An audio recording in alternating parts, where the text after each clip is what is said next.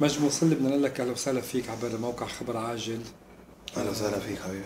بدنا نبارك لك برجال ومرأة حبيبي كلك كل ذوق. الاعمال اللي عملتها. حنحكي عن هذا العمل اللي اذا بدك هيك اثار بلبله وضجه ايجابيه نوعا ما. صحيح.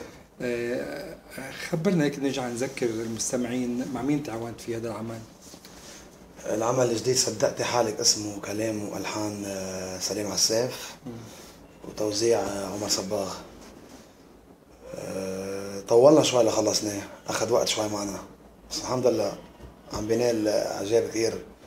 البعض الكثير بالاحرى من المستمعين بالعالمنا العربي وبلبنان. هلا بلشنا نوزعها وتنتشر الاغنيه شوي عربيا عبر دول الخليج، والحمد لله عم نلاقي مثل ما بيقولوا اصداء حلوه للاغنيه الجديده. كان في اذا بدك حيرة باختيار اسم الأغنية، لأنه حسيت في ناس بيقولوها مثل ما أنا قلت لك رجال ومرأة، في ناس بيقولوا صدقتي حالك. يعني أعطينا عنوانين. هلا في لا هو رجال ومرأة اول اغنيه رجال أول ومرأة. أغنية. اول اغنيه صدقتي حالك اخذت كذا مره، يعني كان في كذا اسم ينطرح عليها. كان في اسم اطهر صبيه، اخذ اسم رجال ومرأة، وصدقتي حالك اخذت كذا اسم اطهر صبيه وغرق جمالك. بس هي صدقتي حالك عنوان اللي صار مؤخرا من شهر نزلت تقريبا.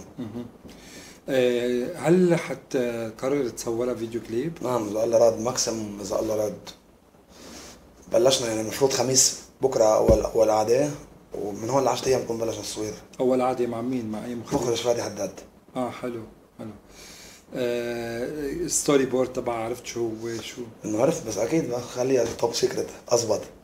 خلينا نذكر شوي المستمعين بالمطلع الأول من الأغنية. رجال ومرأة وصدقتي حالك، القديمة ولا الجديدة؟ لا، رجال ومرأة. رجال ومرأة. عنوانها حلو حلو. بتقول عيني شو بدك فيهم، رح اعمي نظرتهم، ايدي رح خبيهم، شهيك غمرتهم. عيني شو بدك فيهم، رح اعمي نظرتهم، ايدي رح خبيهم، شهيكي غمرتهم.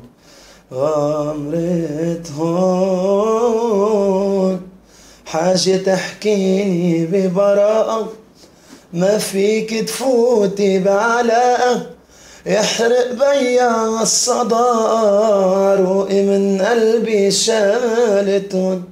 عيونك إذا غيري دمرة، كيف بدك ياني أغمورة، ما اجتمع رجال ومرأة إلا الشيطان تالتهم. عيني شو بدك فيهم. حلو كتير. مجد، بعد في ناس بيسمعوا الغنية بيلتقوا فيك بيقولوا لك هذا انت اللي غنيت هالأغنية مش لهيك؟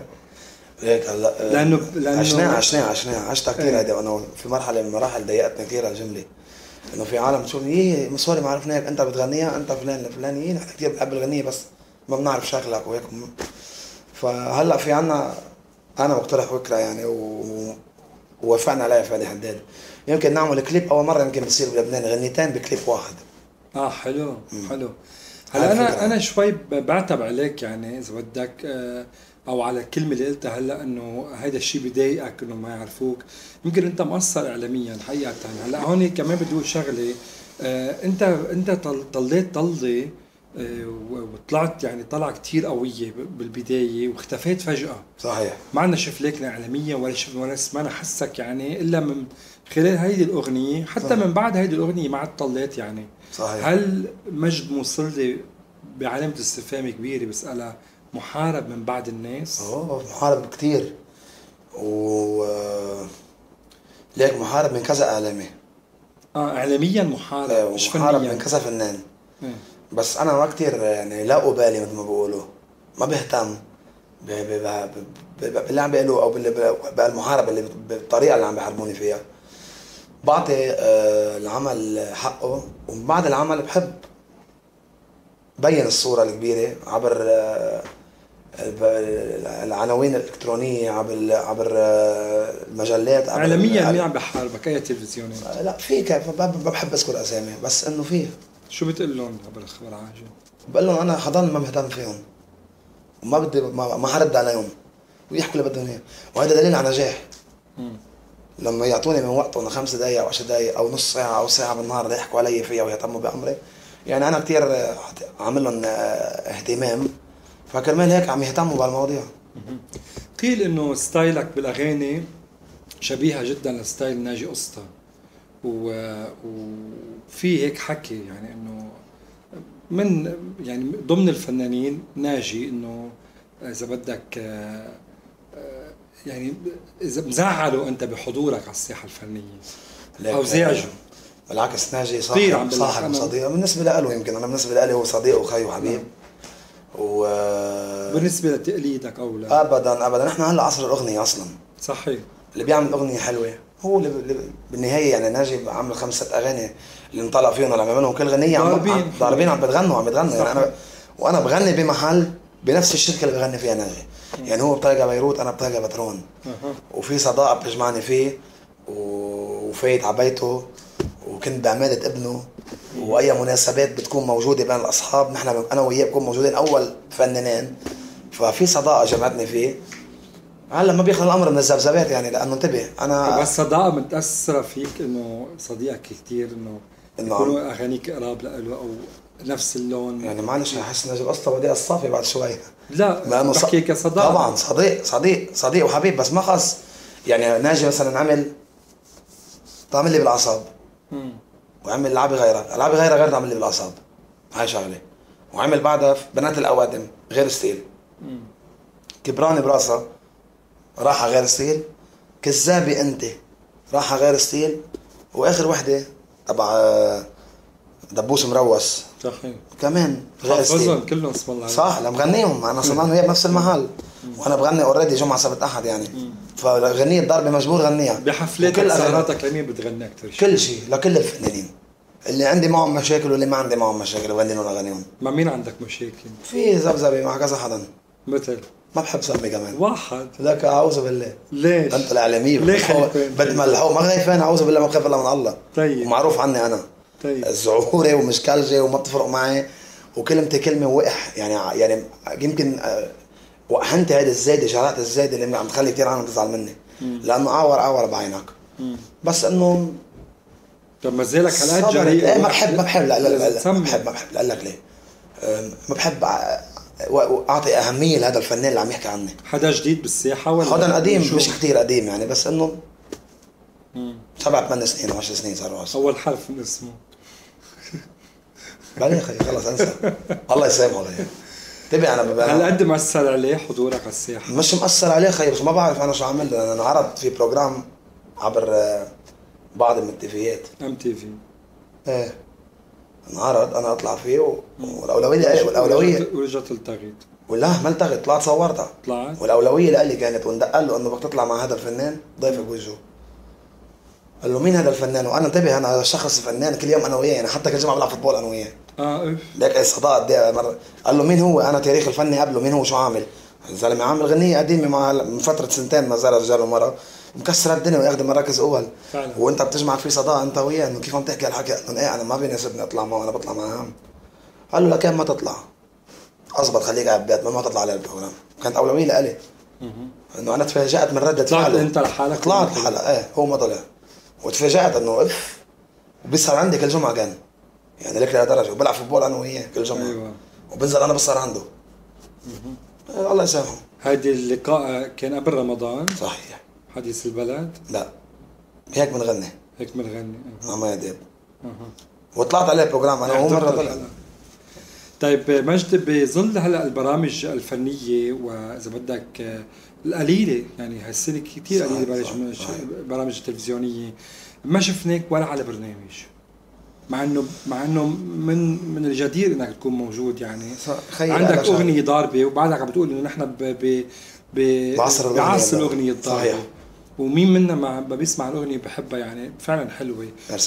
ما شفناك ليش؟ ما ضم الاتصال؟ ما بتدق ابواب؟ ليك قبل انا ما كنت دق ابواب، ما معود دق انا بحسها زله خيي بالنسبه لي.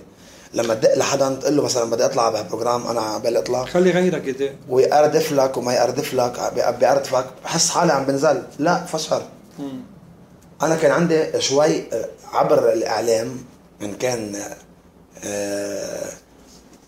مواقع فنيه او بروجرامات فنيه على الراديويات او بروجرام على التي في، عندي كان قليل من الجراءه. ما كان عندي الكثير من الجراءه لا اطلع لا ادخش. وثاقبت خلص، عملت غنية جديدة وعبالي اضحش وبدك حدا يساعدك. فجمال كان معي النص الثاني بقول عم يدفش، انا ارجع وهو يدفش، عم يعطيك بوش. انا ارجع وهو يدفش. خير اخر شيء جرى قال لي ليك تركني انا اشتغل على الارض وخلص شو بدك انت تكون راضي عن كل شيء. قلت له لكن اذا هيك اشتغل عمل اللي بدك اياه، ما عندها وقتها، انا ما بقدر دق ابواب. يعني العتب على جمال هلا انه ما بنشوفك على برامج تلفزيونيه؟ لا هلا صرنا مؤخرا مش شهر تقريبا. مش شهر يعني من بعد لقاء الجرس تقريبا 100%. ما هيك 100%.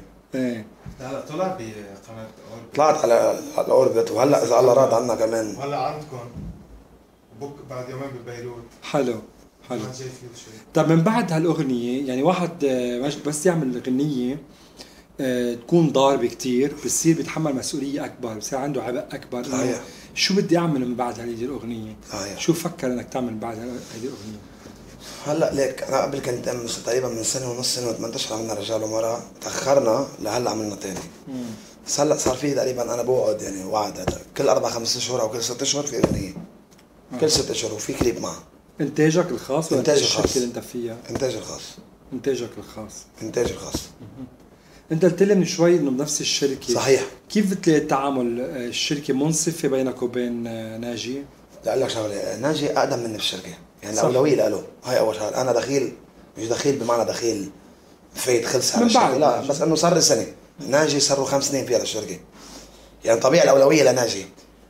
وناجي ماضي تايجر برودكشن، انا مش ماضي تايجر برودكشن، ماضي تايجر. ماضي هلا مع انه انعرض علي انه انا اقوم بتايجر برودكشن، بس انا ما بحب، لان بتصير في زعل. ليش؟ لانه بتكون في ما حيكون في التزام ومناصفه بين الاثنين. نعم. حيكون في اولويه، يعني بلين اي وبلين بي حيكون فيه. انا يمكن هذا الشيء بيزعجني، فكلمات ما مضيت. بفضل انا انتج لحالي وانا برضى عن النتيجه اللي انا عم بعملها. بلشت تسمع اغاني والحان واشعار؟ نعم طبعا. هلا اذا الله راد كمان بعد ما نصور الكليب بنخلصه يعني شهر، حنبلش نحضر الاغنيه الثالثه اللي هي المفروض تنزل اول السنه الجديده. وين حتصوروا الكليب؟ ببيروت ولا برا بيروت؟ الصراحه بعد اللوكيشن ما بعرف وين. نعم. في كذا لوكيشنز يعني، بس ما بعرف وين بعد.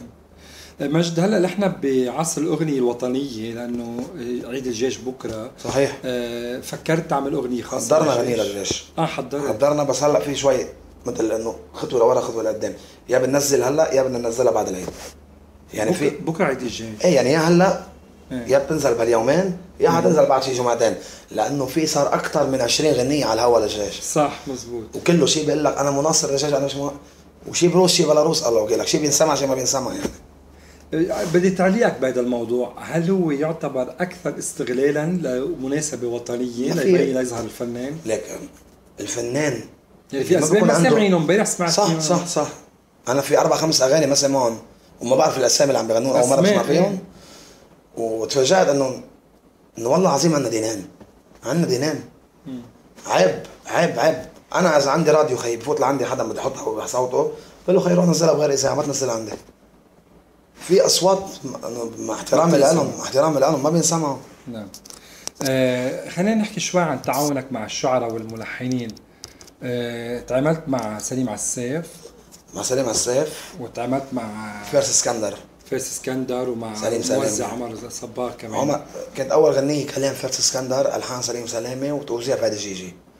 صدقتي حالك سليم عساف كلام الحان وتوزيع عمر صباغ. مين في براسك هلا باب وتتعاون؟ ليك انا بجمعني صداقة بعدة ملحنين وشعراء، بجمعني صداقة باحمد ماضي، بجمعني صداقة بمنير ابو عساف وسليم وهشام. ضروري يكون في صداقة بينك وبين الشخص؟ ما بالضرورة خي، بالنهاية انا واحد ليك هذا بزنس. صحيح. هذا بزنس. بطلع بشتري غنية اخر شيء بمصرياتك، وهو زلمه شغله. عم يكتب، عم يعطيك من وقته، عم بيفكر لك، عم يسهر الليالي ليعمل لحن ولا يعمل كلام، شغله. فما بالضرورة، بس انا ضمن حكم شغلي بالكلاب يعني، فبيجوا بيسهروا على طول عندي، فبيجمعني صداقة هون صعبة بهسم زياد، بأحمد ماضي، بمنير أبو عساف، بهشام بولس. في عندي عدة أسامي بيجمعني صداقة فيهم. وبتزورهم واللي بيعجبني اللحن والكلام تاخده، مش مجبور اخذ من جروب من كليك. فيني اخذ لحن من هون او كلام من هون من غير ما يلي. كل فنان عنده هوية فنية خاصة فيه. صحيح.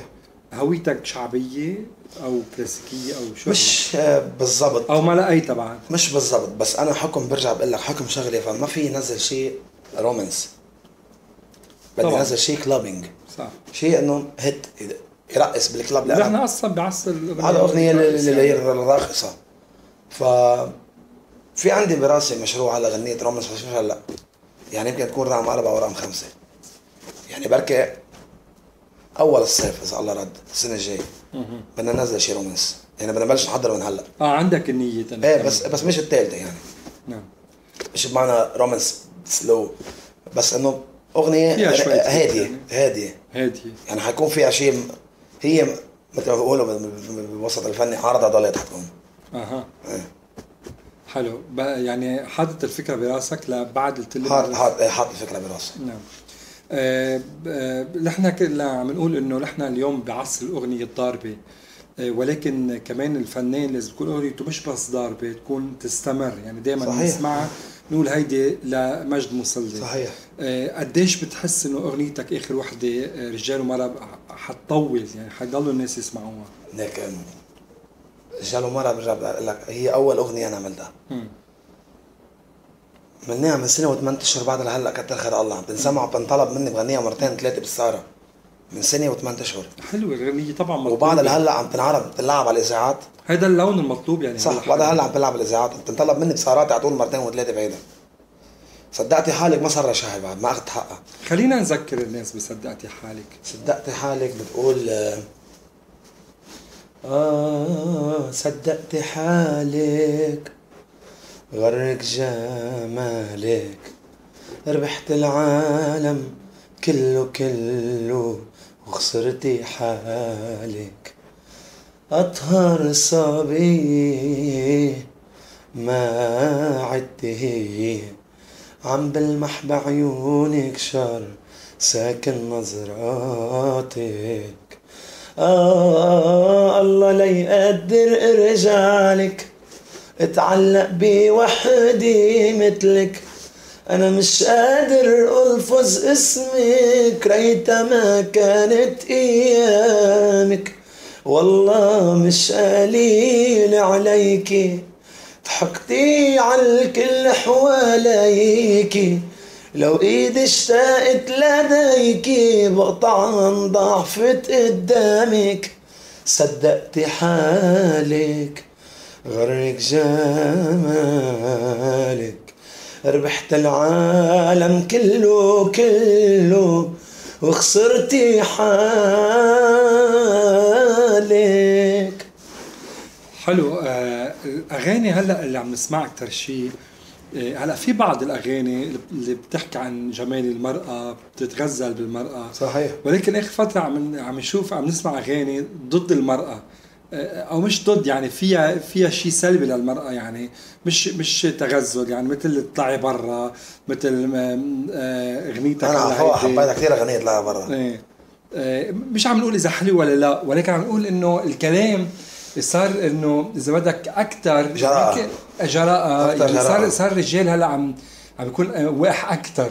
صحيح. ليقول للبنت تطلعي برا او بدي اضرب بيك او ما بعرف شو، وهيدي غنيتها كمان جديده. الله لا يقدر ارجع لك واتعلق بوحده مثلك يعني. مثلا انت كشاب هيك وفنان يعني على الساحه الفنيه، كيف تنظر لهول الاغاني؟ ليك انا باخذ بقيس من الميلتين على طول، ما بتطلع من كورنر وحده، ما بتطلع من زاويه، بتطلع من زاويتين يعني. ما احنا منا انبياء بالنهايه، وما معصومين عن الغلط. فاي علاقه بتصير بين اثنين يمكن بده يكون فيها حب، وبده يكون فيها نكد، وبده يكون فيها صح زعل. مش كل شيء ايجابي يعني، ويمكن الله لا يقدر يعني، بس فيها انفصال كمان. صح. فهذا الشيء اللي خلاني اتجرأ اعمل غنية، انه اي شخص تجرحه الشخص الثاني بيكون معه بيجرحه طريقه جرح عميق يعني، فيها خيانه او فيها شيء، بدي اغني له، بدي اقول له الموضوع. وعايشين كثير بعالمنا العربي عم تصير خيانات. صح. او رفيقتها بتنزعه بتنحرف، بتصير رايحة الطريق غلط كتير وفي وساخة وفيها القصص. فأخذت القرار ما بدي أرجع لها، وعملت إنه عملنا على عم تجسد واقع نحن عم نعيش. صحيح، هذا واقع. يعني في ناس طلعت إنه هيدا مشكلة شخصية صارت معي. نعم. وأنا أبدا مش مشكلة شخصية القصة صارت، بس إنه في ناس بيفكروا هيك إنه هذا مشكلة شخصية صارت بينك وبين الشخص الثاني اللي معك، ما بس بالضرورة. نعم. مجد، قديش انت مع الاغنيه الاجتماعيه؟ يعني كثير حلو انه نسمع اليوم اغنيه اجتماعيه بتعالج اذا بدك موضوع اجتماعي. صحيح، بس انه انعملت الفكره، انعملت مثل ضد العنف مثلا. بس عنا حالات كثير اجتماعيه، بس انه مش بس وقفت على ضد العنف. يعني خيما بلدنا بس نعمل شيء بعلقوا عليه. عملت للجيش بعلقوا عليه. ما هو شو ما عملت ما بتخلص. عملت لموضوع اجتماعي بعلقوا عليه. عملت يا خيي موضوع لمرض بيعلقوا عليه. خيي طب شو بدنا نعمل؟ محضرنا يا ارحم منين بدنا نبوسك. عملنا هذيك المره كنا اول ما مقابله جرس، كنا عم بالمقابله وعم نحكي، واجا تعليق انه بدك تعمل اغنيه للجيش. ما فلان عمل اغنيه للجيش. طب انه فلان بيعمل انه في عنده ماضي هو كونترا بينه وبين انه بس انا بعمل اغاني للجيش. طب ما كنا بنحب الجيش. شو هذا الجيش لبيه يعني مثلا؟ ما هذا الجيش لكل الوطن ولكل الشعب من كل فئاته، ان اسلام، مسيحيه، دروز، يهود، خي فوق اليهود قدامى اللبنانيين. هون تحت كانوا بالداون تاون، انا بوعى بيي بيخبرني انه كان في يهود بلبنان كل الشعب خي الجيش. فمجبور انا اعمل، وامي تعمل، وبي وخي صغير يعمل اغنيه ليدعم الجيش. انت بالنهايه فنان وعندك رساله بدك توجهها على الاقل بصوتك يعني. فصار يعلقوا كذا مصدر انه ليك حتى بالجيش بغار من فلان. يا خي ليش بدي غار؟ خي انا بطلع بغني. عينت في اشخاص تطلع تفيات خي المقابلات بيطلعوا كتير رايقين وكتير هادين، بيطلعوا هادين فنانين. انا ما بعرف اطلع هادي. انت شكلك بضلك مهايبر. كتير. انتبه، مهايبر كتير وعصبي كتير. مبين عليك. بس بنفس الوقت كتير. بس على المسرح بحس فلكسبل على المسرح. محلك بحرك وبمطنط وبرقص مع كل العالم، بس فلكسبل يعني بتضحك. ما لو كنت معصب بنسى كل همومي صرت على المسرح. بس بنفس الوقت مثل ولد صغير يعني تاكل لي عشاي بكلمتين بتضحك علي اذا بحبك. بس انا خي ضد الغلط. انه اي شاب فنان لبناني بالعكس لازم الصحافه تدعمه. انه ليش كل ما يحكي كلمه يطلع مقابله فنيه بوف وهجوم؟ انه لحظه شو قلت لك بيك؟ شو عم بحكي غلط يا اخي؟ انا هيك رايي وانا هيك نظريتي وانا هيك بتطلع بهالطريقه. اخي شو لك ما عندك؟ انا بدي البس بني على اسود على احمر على موف على فسفوري على انت بدك تلبسني على ذوقك. انا بدي البس خي الطوب اللي بيعجبني. فليش المحاربه او خي انتقدني بطريقه حلوه، ما تنتقد بتجريح. ما تنتقد بتجريح. ف هذا الشيء كمان كتير يمكن انا قبل اللي خلاني اتردد كمان لاتقرب كتير من الصحافه كاعلاميا او يعني عبر المجلات او عبر تلفزيونات او راديو. يعني لانه في كتير عالم ما بتخاف الله عنا بالصحافه بلبنان، انه بس بدهم يشتغلوا بس بس يعني لا يعملوا مصاري. عرفت كيف؟ بس كمان مصاري، لا يعملوا بلبله ولا يعملوا ضجه. انه حدا ضايقك كتب عنك. بيضايقوك بطريقه غير مباشره. قال لك كيف يعني بصيروا يشبهوك بفنانين، انه انت عم تقلد الفنان مثل ما انت قلت لي. انت ايش طلع بلا شوي عم بقول خي انا ناجي بسمعت صداقه كثير حميمه فيه. يعني انا ناجي كل يوم بحكي انا وياه على البي بي على البلاك بيري يعني لك درجه، وبشوفه 3-4 ايام بالجمعه بشوفه على طول بنأرجل سوا قبل السهره. بدهم يعلوكم مع بعض انه تصور. انتبه حتى اعز الاصحاب فاتوا بالموضوع. في اصحاب كمان مع اصحابنا فاتوا بهالمواضيع. اصحاب نكمل بيني وبينه فاتوا انه يعلقونا ببعض، لانه نحن اثنيناتنا بنشتغل باهم، يعني انا بنظري اهم محل بلبنان ككلاب، يعني كانظف من المحلات انضاف. خلينا ما نقول يمكن نحن رقم 10، مش هقول لك رقم 1 أو 2، بس نحن من الانظف بالبلد، لانه في محلات طبعا سمعتها نظيفه. نعم. في محلات سمعتها يرسى لها. يعني محمد، حتضلك عم تغني الاغنيه اللبنانيه ولا ممكن تنوع ما وخاصه نحن هلا بعصر الاغنيه العراقيه؟ انا كثير ضاربه. انا بحب اللون العراقي، بحب اللون المصري، يعني مش اللون العراقي واللون الخليجي اللي هو الراي معروف. انا البيضاء ما عندي مشكله يمكن مع الوقت، بس هلا ما عندي فكره وارده براسي. نعم. يعني بفضل غني لبناني لانه انا متعصب لبنانيا. متأثر ببعض الفنانين يعني طبعا كل متأثر بوديع الصافي وام كلثوم وفيروز وكل هيدول، ولكن هيك بتحس انه حدا، او خليني اقول لك مش متأثر، حدا فنان قريب لك من الجيل الجديد، يعني فنانين قراب لك بتحسهم قراب، بتحس انك بيجي راسك على راسهم. في عندك كثير بتحب تغني له اغانيهم على المسرح؟ بحب انا كثير. ادم تجمعنا صداقه فيه كثير، صداقه كثير قويه، بغني له اغاني. بحب عندي كثير علاقات فنيه يعني مع اصحاب بوسط الفني، بس وديع الصافي تربينا على اغاني يعني. بتغني لعاصي، بتغني لراغب، طبعا كل شيء ليك عاصي، راغب، مين بدك اسامي معروفه؟ فارس كرم، كل اغاني، كل اسامي معروفه، ان كانت كلاس A ولا كلاس B ولا كلاس D ولا C ولا ايه، بغني لهم كلهم يعني. انا عندي ساعتين 3 ساعات على المسرح، بدك تعبي بروجرام، شو تعبي بروجرام صح. كل شيء يعني من اللي طالع جديد، يمكن اللي عامل اول غنيه بغنيها انا. الحمد لله اغنيه يعني، في اغاني تربينا عليها، الاسامي اللي اللي عندنا معروفه مثل فارس كرم ومع حفظ العلاب وعاصي وراغب، انه اسامي صار عمر بالفن. ما في اغاني معروفه كثير لهم هول مثل ما بيقولوا بيزك، هول موجودين بالبروجرام يعني على طول بالريبرتوار. وفي فنانين مثل متيل طالعين شقين طالعين جديد وعندهم اغاني ضاربه، بغني لهم اغانيهم. لو عندي مشكله معه للشخص. غنيت شي مره ترشراش؟ اول ما ضربت غنيتها، انا ما كنت بدي اغنيها اول ما ضربت، مع انه انا ما بعرفه لرامي حسين. انا سامعها بالاردن، هالغنيه اردنيه، بسمعها الاردنيه، لا هي من الملك كانت. تعرفت عليها مؤخرا لرامي حسين بكافيه يعني من ارجل قلنا، انسان كثير بسيط كثير طيوب. ف غنيتها، انتبه مع احترامي له، غنيتها بس لانه انطلب مني. طب سؤال، لو ما يعني لما بنطلب ما لي عين غنيها. سؤال اذا بدك بناقد نفسه. ايه اغنيه ترشرش اكثر غنيه ضربت بالعالم، صح؟ اكثر اغنيه انتقدت من الصحافه من العالم، انتبه، واكثر اغنيه تطلب من الجمهور من العالم.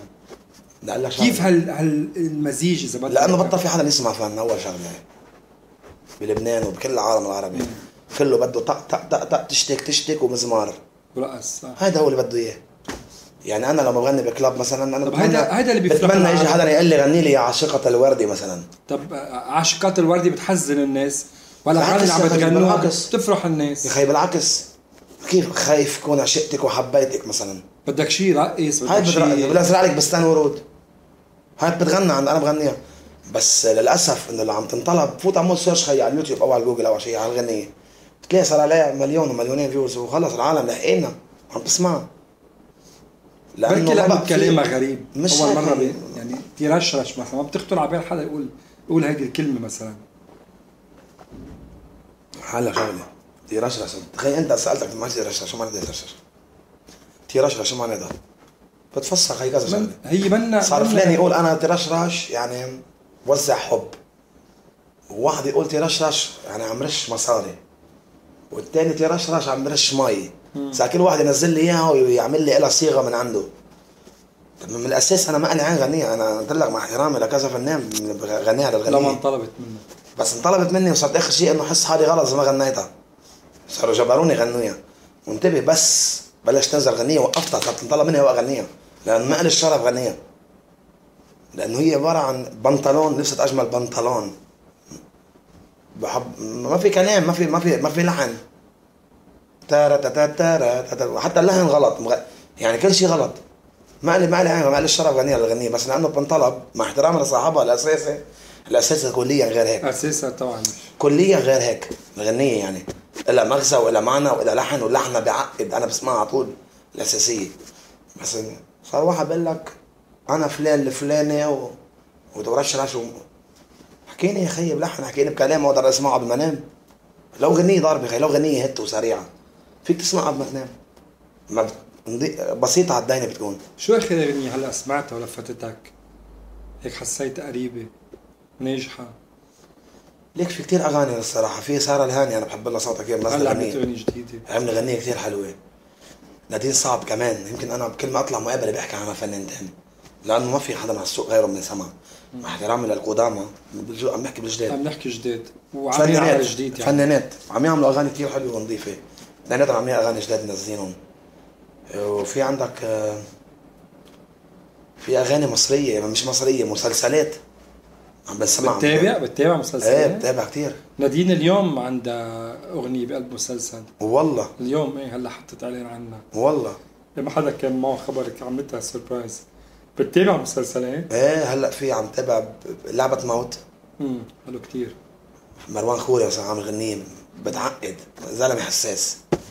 مع انه مروان حتى من مروان لازم يعملوا تمثال عنا بلبنان، لانه بيكتب وبيلحن وبيغني ومحارب.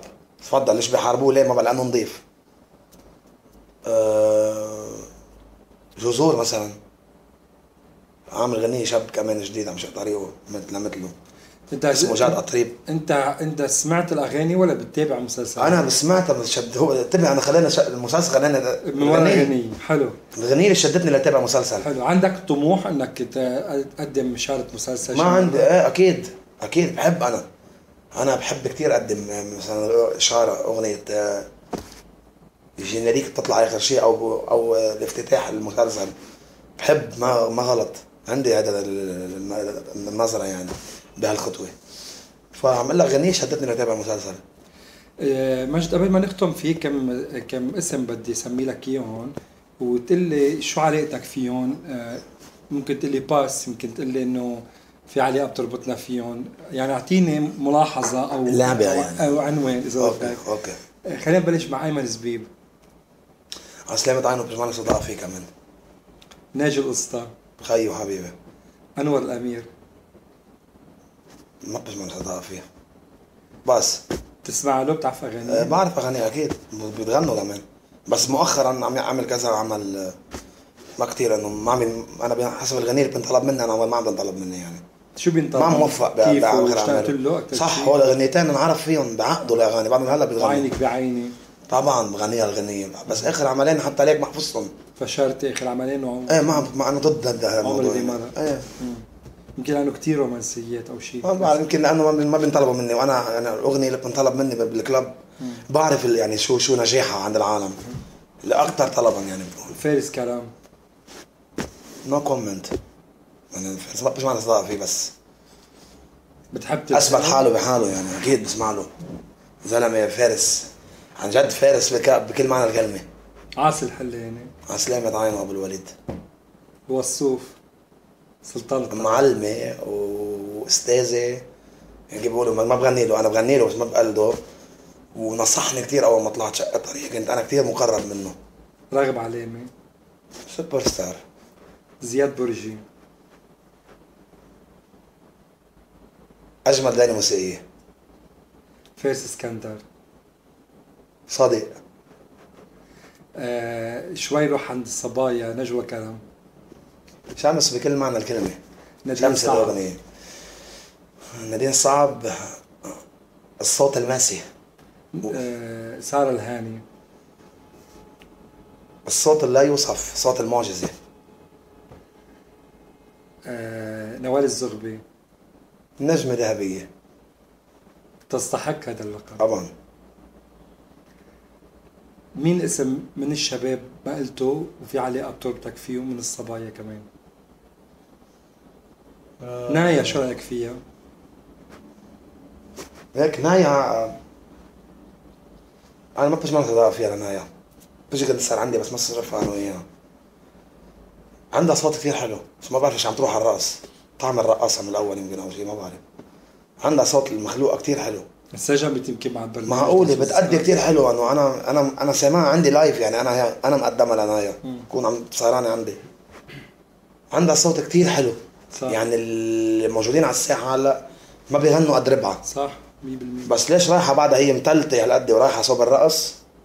ما بعرف شو هي عم تخطط. يمكن عم تخطط لتكون نجمة استعراضية. عم تضيع صوتها. حرام. بعتب يمكن على الموضوع انا.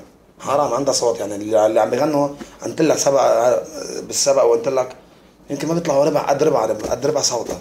مين اجمل صوتها ولا صوت مايا دياب؟ مايا دياب بتغني ليه؟ والله. مايا دياب نجحت بالتقديم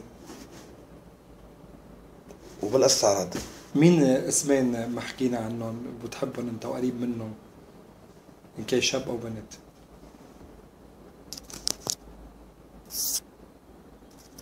ما في حدا شيء معين براسي. حدا بتلتقي فيه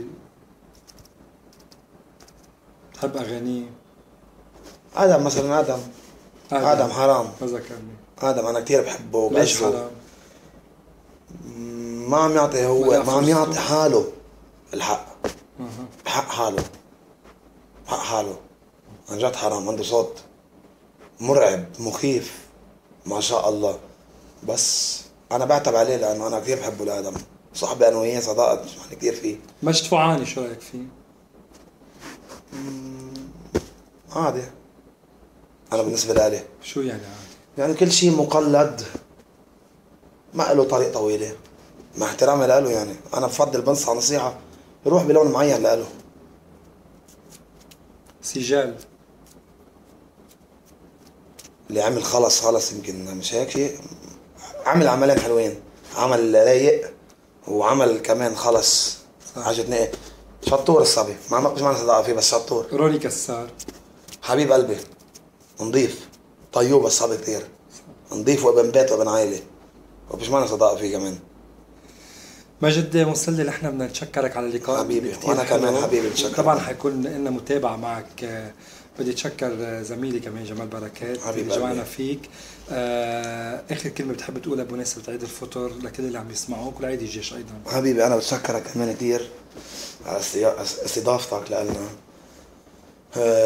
ان شاء الله يا رب بينعاد بكون عيد فطر على كل اللبنانيين بالخير والسلامه. بيكون عيد بكل معنى الكلمه هذه السنه، لانه عن جد ما عم نعيد ولا سنه مثل العالم والناس. والجيش الله قويهم يا رب. عندك يعني شيء غير طايقه؟ حفلات عندك غير طايقه؟ طبعا حاذكر لك اياهم هلا. بس هيك كنا عم نحكي عن الجيش. الجيش مؤسسه لكل الشعب فئاته، وما بنرضى حدا ندق فيها، لانه انا كثير مقرب من ابن القائد كمان. ومش لانه مقرب من القائد يعني بحب الجيش، بس عن جد الجيش مهدور حقه عندنا بالبلد. حرام يعني كل على الطلعه والناس اللي عم ياكل كف الجيش. فالله قويهم يا رب، يبعد عنهم الضربات ويحفظهم. وبالنسبه للحفلات هلا ان شاء الله عنا بعد رمضان بدبي وبأربيل، وهلا كل شهر عندي حفلتين برات الكلاب اللي انا بغني فيه. حلو. بإهدن عندي تقريبا الشهر الجاي حفلتين، وبشكا عندي مهرجانات. في عندي 4-5 مهرجانات في بالجنوب هلا، وفي عنا كمان بالشمال عندي مهرجانين بالشمال، وبالجنوب مهرجانين. حلو. وهلا بعد العيد عنا سفرة، عنا يعني كل شهر سفرتين. وعندي سفرة هلا كندا امريكا، يعني في يعني عم تنطرح بين كندا وبين امريكا بشهر 10 اذا الله راد، يعني بالجمعة بتنبت. نحن باسم أسرة خبر عاجل بنتمنى لك كل التوفيق. حبيبي انا بتشكرك. ثانك يو. بتشكرك.